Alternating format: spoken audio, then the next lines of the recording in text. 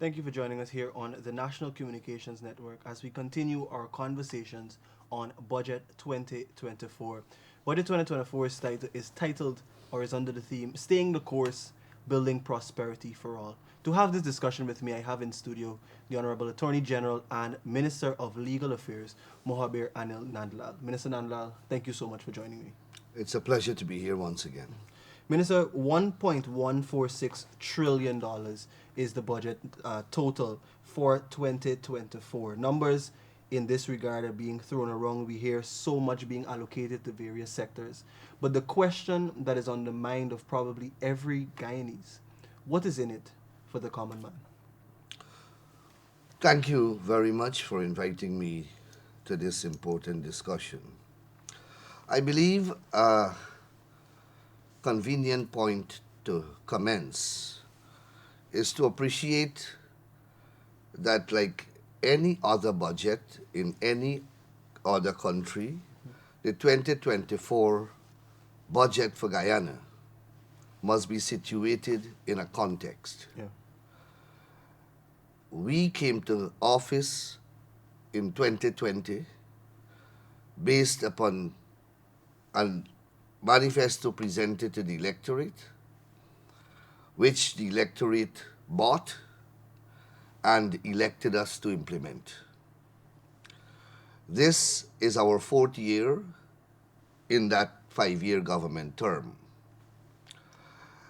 So the 2024 budget is the fourth incarnation of our annual 5-year plan, which we promised in that manifesto, upon which we were elected. So a sensible thing for the electorate to do, to make us responsible and to hold us accountable, is to go back to the manifesto and to see whether the promises that we have made, upon which they elected us, are being implemented in the 4 years that we have been in office, and to grade us based upon our track record of the promises we made and what percentage of them we have implemented and how well we are faring in relation to the implementation of the future promises that are left unimplemented. That is accountable and democratic governance. And that is how I believe the electorate should view us. I believe that if that analysis is being done or is done, the PPP will score the highest possible mark based upon budget 2020, 2021, 2022, 2023, and now 2024. Yeah. Indeed, I will contend, and I have no doubt that the electorate will agree, once they do the analysis that I'm inviting them to do, that we have surpassed all of our promises and we have surpassed all of our targets so far, taking 2024 even to further heights. We are now implementing promises that we were supposed to implement in 2025 in 2024 by this budget. Now, how have we arrived at this good place? It must be understood that skillful management of the economy, competent and well thought out policies, courageous and innovative thinking, and a philosophy that places the people's interest as a paramount priority are what would have informed the management of the country to make us reach this destination where we are. This budget, like every other budget, places major emphasis on the social sectors and in the infrastructural sectors, while at the same time grants to the populace, in particular the poor, the vulnerable, the working people, women, and our youths, immediate measures that will have a positive and tangible effect on their day-to-day lives and livelihood. To be able to do that, as I said, a combination of factors must be assessed. Like every country, Guyana operates in a global environment. In this global environment, there are factors that will directly and indirectly affect your management of the economy, and these are factors over which you have no control. So you have an international climate and international prevailing circumstances that would impact your ability to deliver your own agenda and your own promises. And you have no control. You did not cause these factors to take place. You did not bring about these circumstances, but you have to cope with them and be able to navigate them and the challenges that they present, and still be able to deliver your budget and the promises that you have made in your manifesto. So, in the international environment, you have wars taking place in several parts of the world that are affecting food production, affecting the production of energy, gas, natural gas, petroleum, that are then you have climate change driven phenomena that also have an impact on international trade and international financing and economics. You have factors that are affecting the transportation of goods and services. So you have problems at the Suez Canal, and right here in Latin America, the Panama Canal, that has caused a tremendous slowing down in the transportation process of goods that are required for you to implement your promise and plans. The combination of these external factors have a direct impact on your ability, because it leads to increase in the price of goods and services, which increase you have to be resilient against. Because at the end of the day, we are still a large importer of many of the things that we consume. And we have to navigate in this difficult and challenging international climate and environment, and still be able to deliver the type of budget that we have delivered. Now, against that international backdrop and those challenges that international environment has created, we have been able to produce the largest budget ever in the history of Guyana. 1.1 trillion. We used to be producing budgets in the past in the billions. We are now in the trillions, despite the challenges that I've spoken about. You will look around the Caribbean, because budgets tend to be presented around the same time. And you will see that the Guyana's budget will stand out among the rest of the Caribbean. And I will show you why.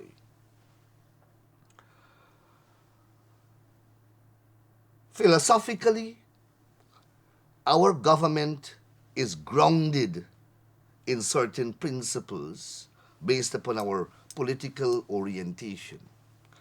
And those principles prioritize people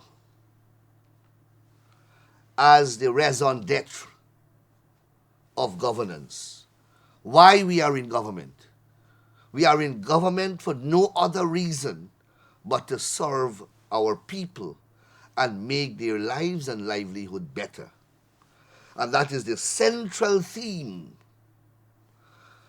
and central pillar that philosophically guides every one of our policies, every one of our laws, and every decision that we make.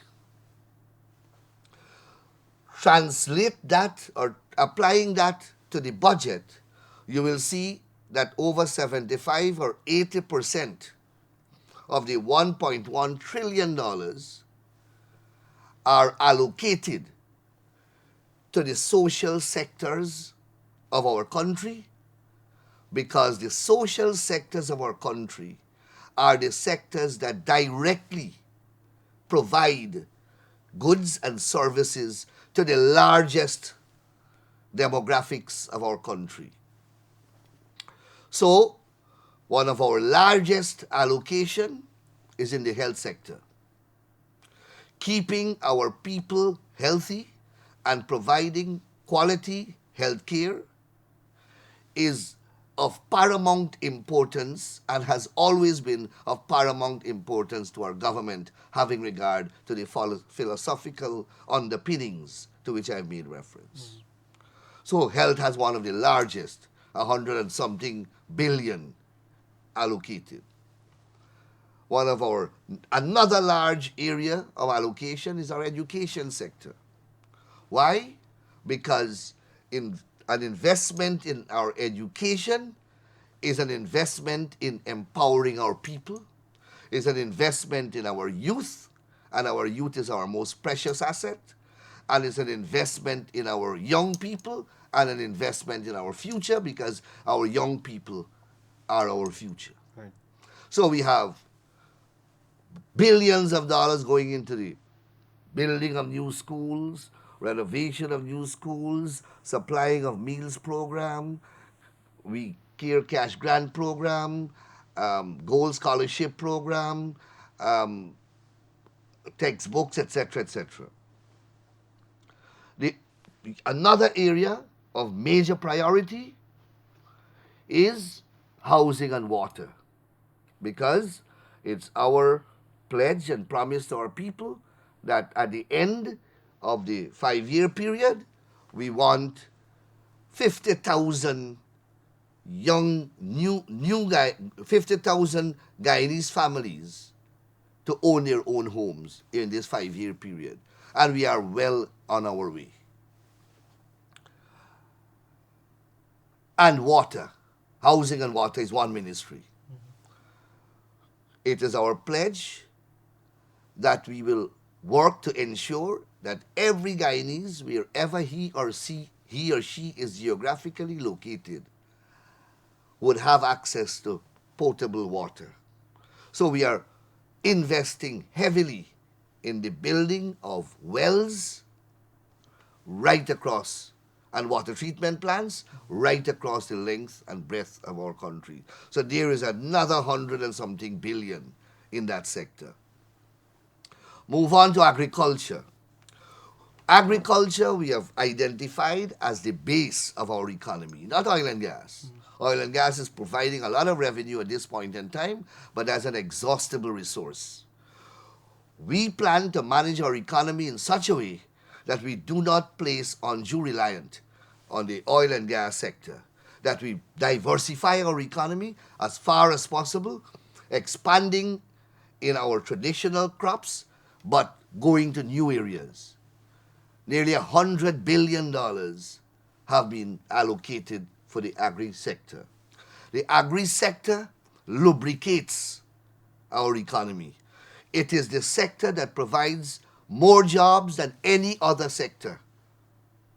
It is a sector that will allow us to ensure food security, not only in Guyana, but across the Caribbean. And you see we are making vital and strategic linkages with Trinidad and Barbados, with the establishment of a joint company that will transship vegetables and food from Guyana. We are working out with a similar arrangement with the government of Aruba, and of course we will expand this throughout the Caribbean. We have moved into large-scale soya production and many other crops that will make our poultry industry self-sufficient. Right. So agriculture creates jobs. Then we move into infrastructure. Right. We have to build our country to move it from the state that it is in to the modern society that we want to create. When I was growing up, and people must understand from where we started, we didn't go in. Guyana is not a country where the roads were built. Like in other countries, 40 years ago you had highways, you had roads in the country areas, you had bridges across the necessary rivers and all the other linkages. We didn't have that. When we took over in 1992, the country was bankrupt and you had mud dams permeating the country. We are moving away from that and we are building road linkages right across the length and breadth of our country. So we have the Linden-Soesdijk Highway, we are going to do back. The Linden to Mabura Road is under construction. Then we'll do the other phase from Mabura going to Lethem. The Schooner to Crane Highway is under construction. We are doing from Crane to Parika when that is completed. You have several arteries now being built along the east bank of the Demerara, alternative to the conventional East Bank Road. We have the Mandela Extension, we have the Heroes Highway, we have a connection that will take us to the east coast of the Demerara, go right now in Conversation Tree. We are putting another ingress from the East Coast Highway straight into Lamaha Gardens. We are doing back, beautifying all the streets in Guyana. Right across, tens of thousands of community roads are being done. The Kanji to Crabwood Creek Highway is being redone. The East Coast Highway is being redone. The railway embankment 4-lane highway is being redone. All of this at the same time. Demerara Harbour Bridge. We are building a new link, river link, from Lagrange all the way to Republic Gardens on the east bank of the river, with a flyover there that will, when you land from the bridge, you can go in 5 directions at the same time. That is the type of vision that we are building out in the infrastructure. I hear the opposition talking about people don't eat roads. Yeah. No, they don't eat roads, but roads will make them eat. Because these roads are not built for luxury. These roads, where every time we build a road, we open new vistas of land. We create new opportunities for employment and for business opportunities. We are building out our ports now because we are going to be a large transshipment point, both in and out. We have to dredge all our major rivers. We are working on the creation of a modern port authority to modernize our ports. We have to got place now, build ports where big ships got to come. We are building out the shore-based facilities. 3 are under construction right now as I speak. In the tourism and hospitality sector, you have a large expenditure because we are focusing now on tourism. Guyana is now a destination that is sought after. People from all over the world who never heard about Guyana are hearing about Guyana now and they want to come. We have to build that product. We have 8 5-star hotels under construction right now. You think if these investors, they're all international investors, the Marriott, the Crown Plaza, the Hilton, the Holiday Inn, Radisson, you think if these international investors who manage chain hotels across the globe, if they were not confident in the economy of Guyana, if they were not comfortable with the prospects of Guyana, they would have been pumping millions and millions of US dollars here? No.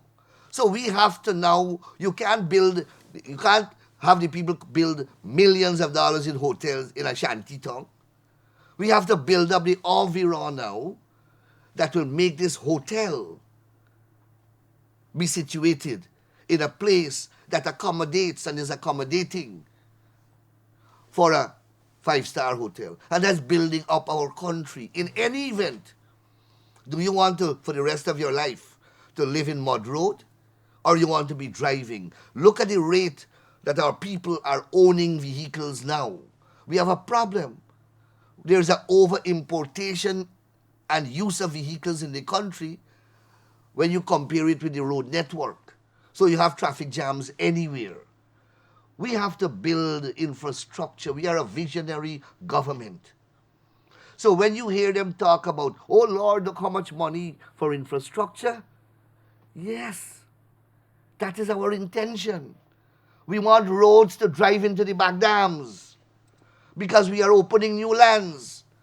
So you can now drive from the Quarantine Highway at 58 Village and drive all the way to Kanji Creek. That's about 35 miles of bitumen road.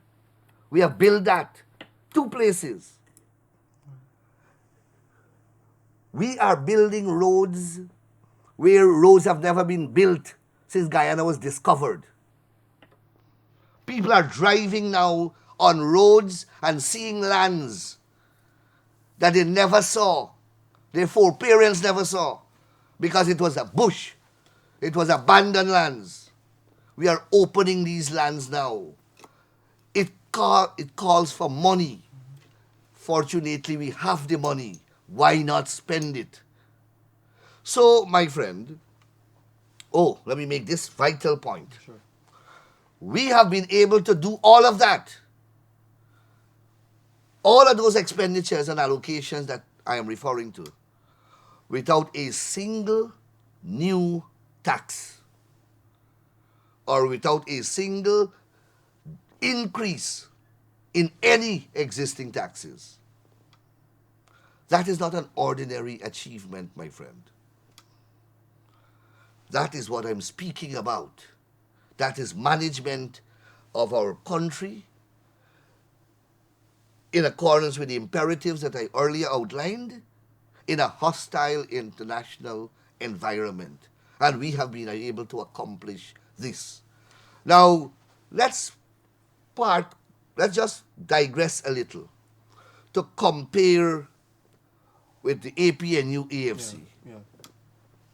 Now you will hear them from Monday in the parliament. They will suddenly become the champions of the people. They will champion the cause of the pensioners. They will champion the cause of the ordinary working people. They will champion the cause of the workers, the public servants. They will champion the cause of the sugar workers. They will champion the cause of our children. So let us examine what they did when they were in government. They got into government in March of 2015. Yeah. March. Remember the election was early March? They were sworn in. They had a big sport at the stadium by the end of March, remember? Big party fete at the stadium where they bring in a lot of people from Brooklyn, Atlanta, Washington, and they had a large fete. Now that's what they're good for. Spend the money and wine and dance and so on. So that's one of the first things that they did. Right? That thing cost about $50 million. That was the budgetary cost at the time. Their own accounts. Now, they didn't do a day work yet. They did not do a day work yet, but they gyrate, eat, and sport $50 million at the stadium. Now, that singular event inspired and became a pattern of how their thinking was and how their performance was for the next 5 years. No investment in wealth creation. No new investment, not one. Not one.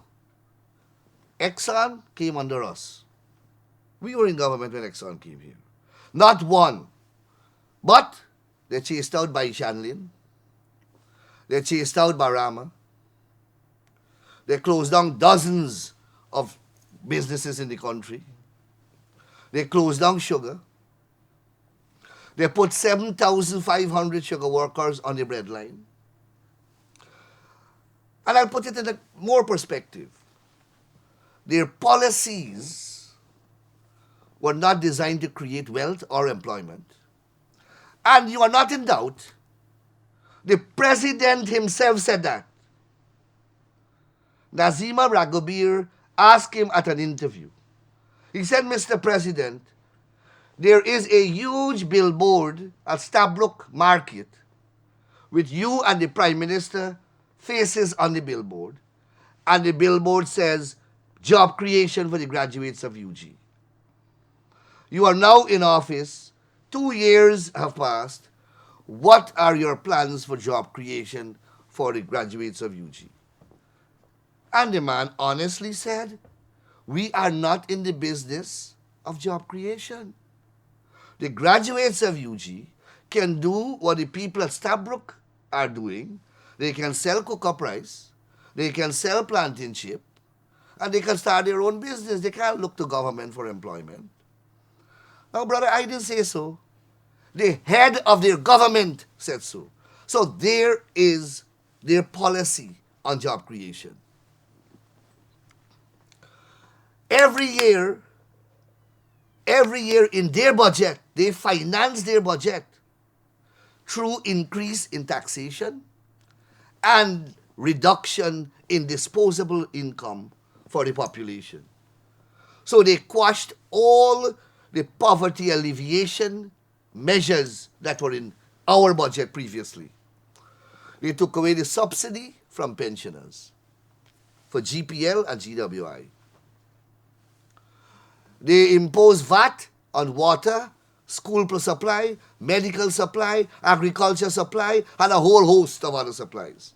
Though they reduced it by 2%, they increased the net tenfold. So the 2% meant nothing. You are paying more net VAT than anything else. They took away the bonus from public servants, from the army officers, from the police officers. They put 7,500 sugar workers on the streets.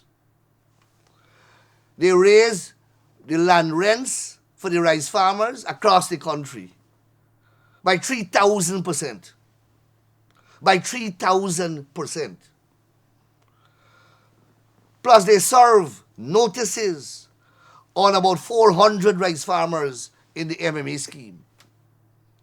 And they want their rent up front. So the thing became from $300 per acre to about $15,000 per acre. So before you plant 100 acres of rice, you had to get over $1 million and something to pay up front. That you're not throw one seed paddy yet. That was their management of the economy. They imposed on the backs of Guyanese over 200 new tax and fees. I said in the parliament, they tax from man to mule. The horse cart man get a taxation. The man who carried the dead got a tax. Every one of these taxes took away money from the pockets of the people. It has depleted their disposable income. Every one of these measures that they imposed took away disposable income from the people. They take away the children cash grant. But you will hear them in the parliament how they love the children and they want more cash grant. We should have given $50,000 cash grant, but they didn't give a cent. They took it away. They took away the subsidy from the old people, but you will hear them scream about pension rights.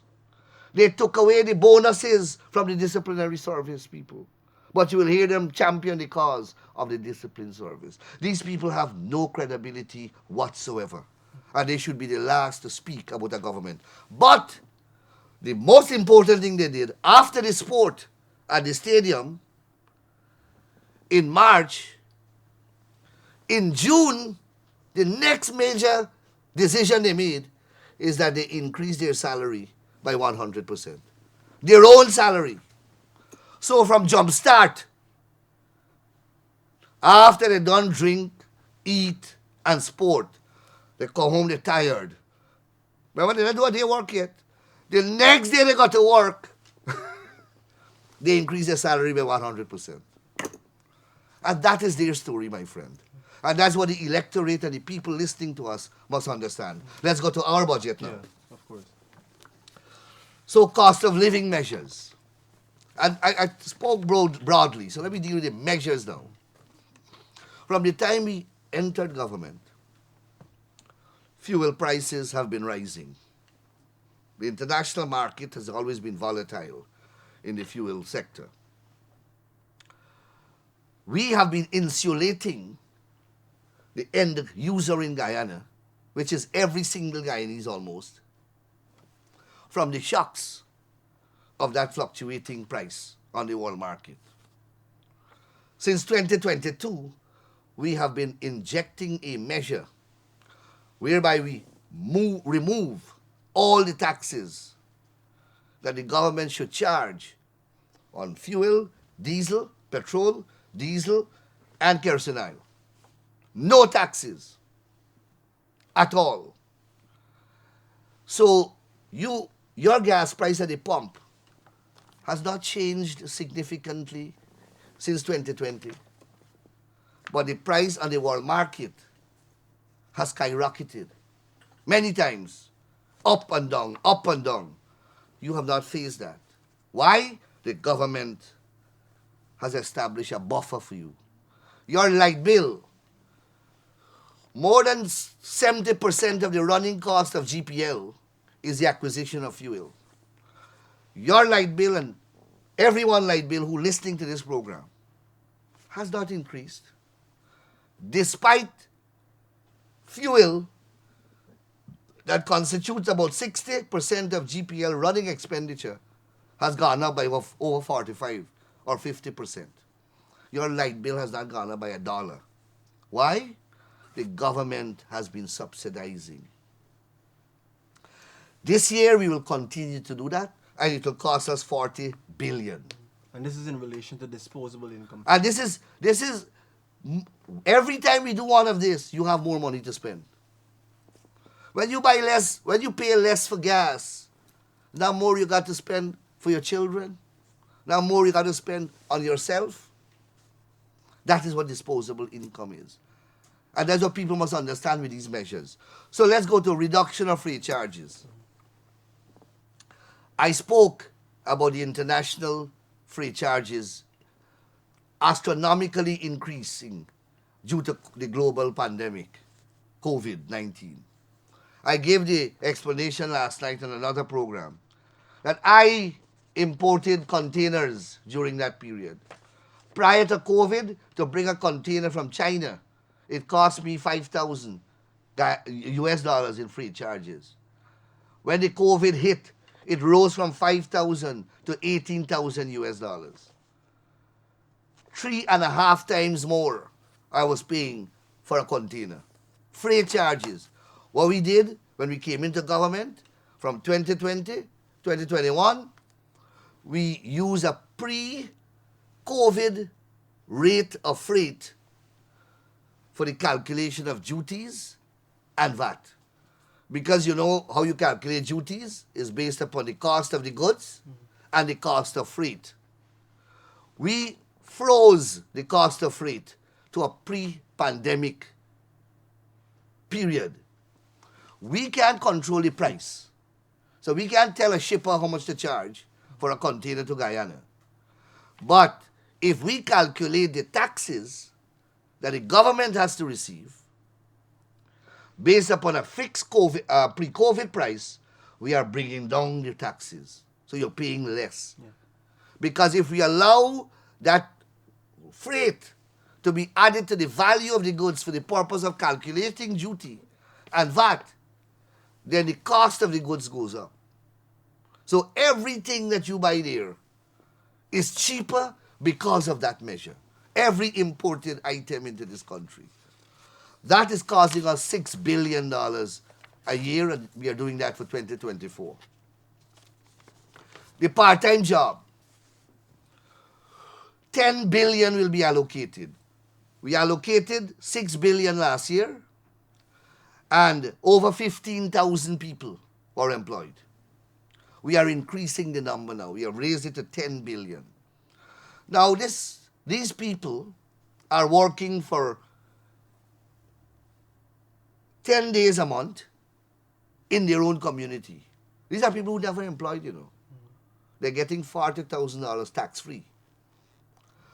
So the family income increases by $40,000 per month. And this is money that is going to be spent right in the village.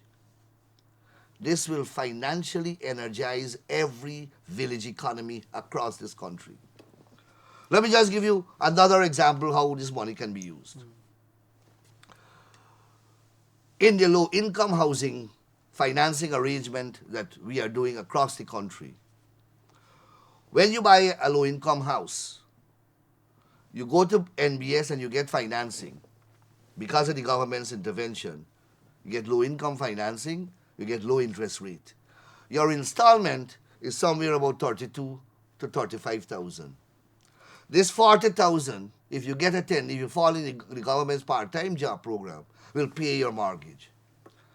And the rest of your family's income remains untouched.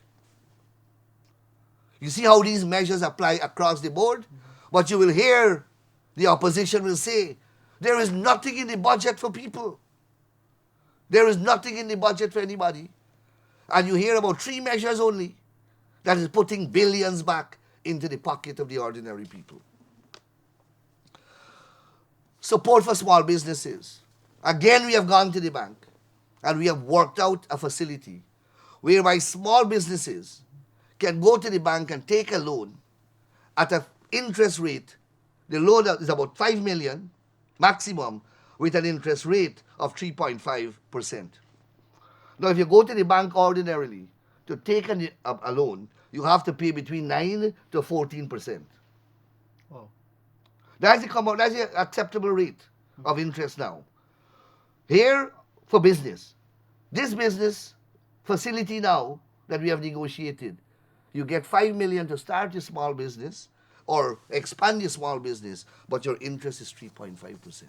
You know what the government borrowing money for on the international market? Nearly 6% US dollars. 3.5% Guyana dollars we are negotiating for the commercial bank. Look at how much money extra we are putting in your pocket. Removal of duty and VAT on sports, equipment and technology. We are building, sports is very crucial to our country. Provides recreational options for our people. It improves our nation's health. Yeah. It's a healthy and clean way of recreation, and it's an investment in the young people of our country. So, beginning from last year, we have started to refurbish and rehabilitate over 1,000 grounds across the country, equipping them with fence, floodlights, pavilions. Some of the larger grounds are getting even more additional facilities. But those are the minimum that we are giving, right? So the major community centers are going to get even grander facilities. But the smaller community centers, at least we are putting the basics in. There's 1,000 grounds across the country. We are building 3 stadia. One in Linden, the construction has already started. One at New Amsterdam, and one at Anna Regina. In the 3 counties. In addition now, VAT is being removed and duty from sports equipment. So you want to buy a tennis racket, you want to buy a cricket bat, a squash racket, no VAT, no duty. Again, is that ordinary people? You will hear them tell you, they will hear the opposition, only friends and families will benefit. I don't have a friend nor a family in sports. You have anybody? Just me. Just you. Well, exactly. You are not my friend. You are not my family. But you will benefit from this measure. And many of their supporters are sports-inclined people. They will all benefit from this. But you will hear them say that this is a friend and family. They got some phrases that they keep using. Oh, and the other one is that these are corruption measures. There's an opportunity for there to be corruption. So I'm going to deal with that just now. We took off VAT from data from the time we come into government. Right? And internet. Personal data at residences, on phones, on cell phones, and data at your residence. Now, we are taking off VAT and duty on all spare parts and accessories for the cell phone. Now, is only my friend and family got a cell phone? Every one of them in that parliament would have a cell phone. Some of them have 4 or 5. When they go to buy a charger, would they not benefit? Every one of their supporters. But they will never credit this as a good measure. Increase in old age pension. It moved by 75%. 76,000 people are going to benefit from this. So we move it from 20,500 in 2020 to 33,000. It will now be increased from 33,000 to 36,000. Now they are saying, I hear them shouting, oh Lord, what $3,000 can do? Is that $3,000 in isolation? You have to attach this $3,000 to all the other measures. The old people don't live in Mercury and Pluto. They live here. And all the other measures that I'm speaking about, they will benefit from. So this is an additional 3,000. But let me pause here. I did some thinking. And I was thinking, you know, they have us pay, we have to pay about $2.5 million to defend the parking meter case. Yes. A contract that was entered into under their government. Right. 2.5 million, right, divided by 76,000. You know, it would give each old age pensioner 6 additional thousand to this tree. So it could have been 9,000 instead of 3,000 if we didn't have to pay for the parking meter disaster that they have put us in. I just paused it to make that point. Public assistance. Again, 35,000 people will benefit from this measure. And the measure is $9,000 we gave in 2020, and we are raising that to $16,000 per month in 2023. $16,000, and every disabled person or especially abled person will get this measure. 35,000 people will benefit. Old people are here too. You see how myopic their understanding is? 1.2 billion will be spent here. I care. We are giving over 205,000 school children and 76,000 pensioners a $3,000 voucher each to test their eyes. This is another 3,000 that the old people will get. And 205,000 children are eligible. Now, look at the public-private partnership. They're not going to the public hospital to test the eye. They're going to all the optical places in the country. So you see how the private sector making money? I don't have a family nor a friend who owns an optical place. You understand? That is the myopic nature of these people. And that is why the farther away they are kept from government, the better for the people of Guyana. And when they're ready to buy the spectacles, they get another $15,000 voucher to pay towards the spectacles. They will go to PNC people to buy the spectacles too. Are you telling me that there is not one PNC optical place in the country? They shouldn't have any, but I'm sure there is. So $1.18 billion going in that regard. Cervical cancer. We are giving an 8,000 voucher to every person who is affected and who needs a test to be done for cervical cancer. Are you telling me that ordinary PNC supporters are not affected by this cervical cancer and they will not benefit? I don't have a friend or a family, as far as I am aware, who have cervical cancer. Let me go to this school grant. We had moved, remember we had it at 10,000. Yeah. They abolish it. They abolish it. We moved it to 20,000 when we came in. Last year was 35,000. It's gone to 40,000 now. And that's in addition to the 5,000 uniform voucher. 205,000 children will get this. $40,000 and another 5,000, so 45,000. You will hear them will say this is nothing. But what did they do? They took it away from the children. Survivors' pension at NIS, that has also increased to 21,000 from some 17,000. So if the husband dies, who was the primary pensioner, his wife, the spouse, is entitled to survivor's benefit. The minimum pension at NIS has been increased from $35,000 to $43,000. These are billions and billions of dollars that we are putting into the pockets of people. And the income tax threshold, we have consistently moved it. So it is now at $100,000. So if you're earning $100,000, well, if you are earning whatever it is that you're earning, your first $100,000 is exempt from income tax. So if you're earning $150,000, only $50,000 you will have to pay income tax on. $100,000 of your salary is tax-free. That's 28%. It's $28,000 you're getting back in your pocket. Were you to pay taxes on that? Every Guyanese.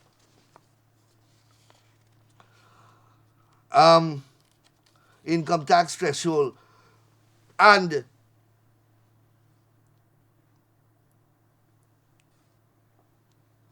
the debt write-off at the University of Guyana. Remember, we promised free education. We promised within a 5-year period. This year, we will begin to implement it. And we are beginning to write off the existing loans. Not to mention about $38 to $40 billion on the Gold Scholarship Program, where we are sending our people to study online, free, paying various universities in the world in a variety of educational and vocational disciplines and pursuits. Government is shouldering the costs for all these measures. Yet you will hear that the budget will not create a single job. My friend, Guyana is a very small place. 750,000 people. Can you imagine the explosion of economic and commercial activity that will take place? Just from the government spending, not private sector spending, just with the injection of $1.1 trillion into this economy. Who will benefit, man? Tell me who will benefit from this explosion. All the contracts that will have to be awarded, who will get them? Not Guyanese. Who will be employed by the contractors? Not Guyanese. Who will be, where will the materials be bought from? Not locally. Not Guyanese businesses will benefit from these. Who will drive the truck to bring the sand? Where will the sand be bought from to do the construction? And I can go through it phase by phase. Where is the money going? Are these expenditures not going to create jobs? And that is in addition to the training opportunities and the job creation opportunities that we are providing for directly. Are not Guyanese going to benefit from these things? Yes, we are running out of labor and we are importing, and we may have to import more, but our primary source of supply of labor remains Guyana. So, but you will hear this empty, baseless, reckless rhetoric. I see one of them said that there is no social justice and economic justice in the budget. What does that even mean? He wants to be philosophical. He wants to be sophisticated, so the budget doesn't have social and economic justice. I don't know, there's a justice document. There's a national budget. Yeah. It creates a platform for every conceivable thing in this country. It makes the largest allocation ever in the history of Guyana towards the justice sector.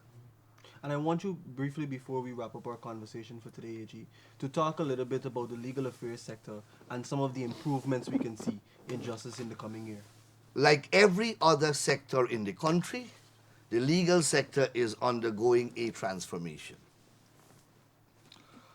From a physical perspective, we are building new courthouses right across the length and breadth of Guyana. We are replacing the old ones with new ones. And where courthouses never existed before, we are constructing. So there's construction going on at 𝘕𝑚𝑎𝑟𝑦, where we will build a magistrate's court for the first time. Construction going on at Friendship on the east bank of the Demerara, where we are building a magistrate's court for the first time. At Providence, a magistrate court will be constructed in this budget. We have completed construction of a magistrate's court at Vigilance. Maikoni and Kovanjan, massive renovations will be completed at the magistrate's court there. Anna Regina, we are doing a magistrate's court. Mabaruma, we are doing a magistrate's court, about to be completed. Port Kaituma, we are doing a magistrate's court, about to be completed. Madhya, we have constructed a brand new edifice, and the magistrate's court will be completed during the course of this year. We have just expanded the Court of Appeal building to accommodate 2 courts. Since that building was constructed and since the Court of Appeal was opened in 1966, it had 1 courtroom. It now has 2 courtrooms, so you can have 2 sittings of the court at the same time. The recruitment of judges have begun. So we are going to get a replenishment of judicial stocks.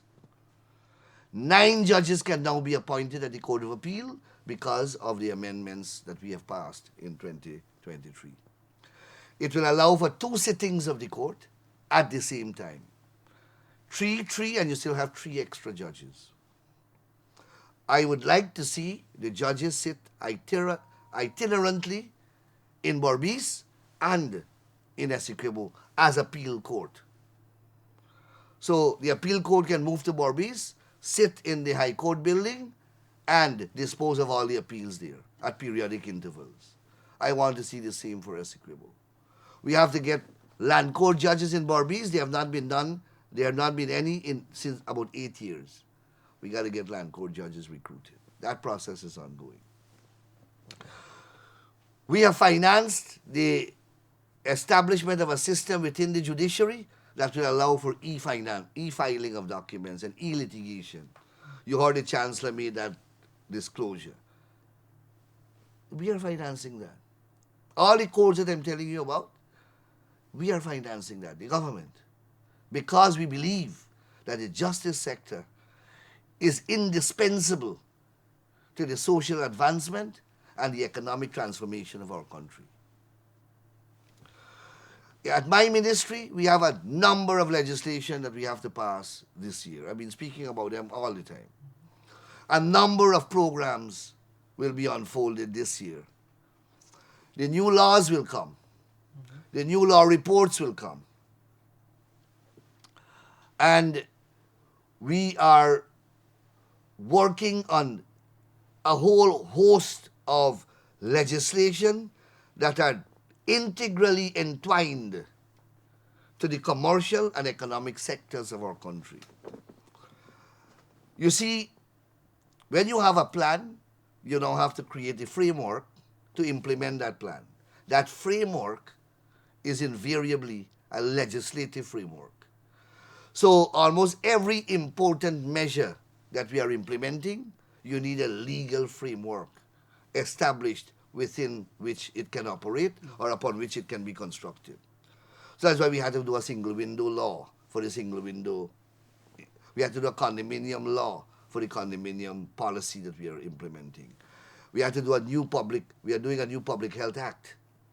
We had to do a new mental health act. We had to do data protection act to deal with the data management in the country. Because we are doing this new resident card, we had to get a legislation to do that. I spoke about the port authorities. We have to get a Port Authority Act to regulate the way ports are to be operated. We are moving towards food security. We have 3 pieces of legislation that we are working that will regulate the way we package and process food for the purpose of export. We have a brand new Food and Drugs Act because ours is antiquated. We got new modern medical technology and so on. We have to embrace these things with legislative changes. And I can go on and on. Constitutional reform as well. Constitutional reform, a big manifesto promise. I sent out the letters inviting suitably qualified persons. Well, I sent out the letters to the stakeholders who are to be consulted and who are to submit their nominees for appointment by the president, as set out in the legislation. I have kick-started that process, and I'm now in the process of working to staff the secretariat that will support the commission in the discharge of its statutory duties. All these things are happening at the same time. So 2024 is a very exciting and will be a challenging year, but we have a budget that is spectacular. It strikes that balance in every respect. It caters for the big businesses, it caters for the middle class, it caters for the ordinary working people, and it has a host of measures for the vulnerable in our country. An objective opposition should support this budget. But you will hear the empty rhetoric and you will hear the baseless criticisms that will come from a hopeless bunch. You will hear about corruption. This time they are salivating. They are salivating with the amount of money that is in this budget. They are just thinking, imagine if they were in. Remember when they were in, the thing that constantly increased in their expenditure was not in the area of poverty alleviation, but dietary in government. Remember? They ate so much that the dietary bill went up by $2 billion. The cost of their traveling overseas, the cost of ceremonies and activities. They had the biggest matrimony sport, the biggest independent sport. They had Mash Fete in Brooklyn and all over the United States, in Toronto and so on. That is what they were good for. But let them identify one single investor that they brought. Let them identify one wealth creation project that they pursued or policy. They can't point to one. They can't point to one. I heard Norton said that we stole his idea by signing the contract to construct the Demerara Bridge across the Wisma Bridge across the Demerara River. Can you imagine that level of stupidity? The bridge was falling on how many years? That's somebody's idea. We're going to fix it and build a new bridge. We're building a bridge across the Quarantine River too. We're building a bridge across the 𝘰𝘃𝑚𝑜𝑟𝑎𝑟𝑜 River. That's somebody's idea. We're fixing all the roads in the country. It's somebody's idea for it to be fixed. But an idea with no action? Norton was not even in the last government. He was running some department in sports, empowerment something.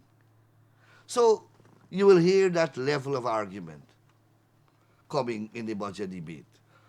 But I'm trusting that the Guyanese people will listen to reason and do their own analysis. I'm not asking you to accept everything I'm saying. I am asking you to tell me whether I am lying. Tell me a singular, factually inaccurate statement that I have made about the government and about the opposition. One factually inaccurate statement, and I will apologize publicly. I'll let them look at what I've said, look at the budgets and the policies and decisions made by the previous government, look at this budget, look at what I have said, and look at the policies here. And if you don't agree with me, then I can't help you. Something is wrong with you. AG, I want to thank you so much for spending a good amount of time in breaking down Budget 2024 for all of us here today. Thank you so much. You're welcome, my friend. Thank you. You've heard from the Minister of Legal Affairs and Attorney General Mohabir Anil Nandlall on Budget 2024. Stay with us as we continue to bring you more updates and more conversations surrounding the budget themed Staying the Course, Building Prosperity for All.